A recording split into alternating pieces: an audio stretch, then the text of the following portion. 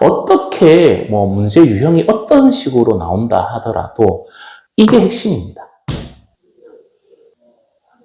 뭐 요번에 좀 우리 그 정부에서 뭐 여러 가지 이제 방향들을 틀면서 문제 내는 방향에 대한 지시라든지 이런 것들이 많이 있었지만, 그러고 난 다음에 문제 나온 것들을 봐도 조금 이제 차이가 나는 것들이 분명히 조금은 존재를 하지만, 그렇다 하더라도 수학 문제를 풀어나가는 그 기본 원리에 대해서는 변할 수가 없는 거거든요.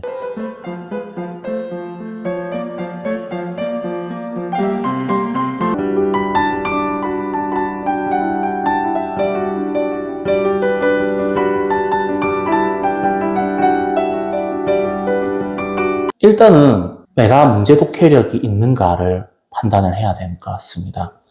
그러니까 주어져 있는 문제를 어떻게 독해할 것인가. 물론 이제 모의고사를 가지고 연습을 하는 거죠. 모의고사를 보면서 이 문제에서 내가 어떤 것들을 얻어낼 것인가, 무엇을 뽑아낼 것인가. 이게 주어진 조건을 찾아내는 훈련부터 해야 되는 겁니다. 그거를 다 찾아낼 수 있다면은 문제에서 요구하는 답까지 이르는 길, 요구하는 답까지 이르는 그 길은 사실은 우리가 수업 시간에 배웠던 내용들이거든요. 네. 그것들을 어떻게 적용시킬 것인가. 적용 방법입니다.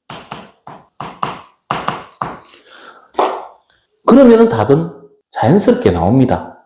물론 구체적인 단원별 개념이나 이런 것들이 다 되어 있어야 되겠죠. 다 되어 있어야 되는데 이것조차도 잘 못 읽어내는 친구들이 되게 많다라는 겁니다.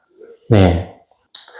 아주 유명한 일타 강사들 수업들을 보면은 문제풀이 할 때 어떤 조건에서 어떤 조건들을 뽑아내는지, 그리고 그거하고 연계되는 개념이 무엇인지까지 다 이렇게 설명하고 난 다음에야 문제를 풀어나가는데, 그 문제풀이는 되게 짧은 경우가 많아요. 근데 그 문제에서 조건들을 뽑아내는 과정, 개념들이 어떻게 접목되는 과정, 이게 진짜 이 문제를 제대로 해석했다라고 보는 거거든요. 근데 그 연습을 하고 있나? 그 연습을 하고 있으면은 충분히 요번에 성적이 잘 나올 것이고, 그렇지 않고 단지 남이 풀어준 풀이들만 열심히 습득하고 있다면 아마 죄송하지만 어렵지 않을까 싶습니다. 어떻게 뭐 문제 유형이 어떤 식으로 나온다 하더라도 이게 핵심입니다.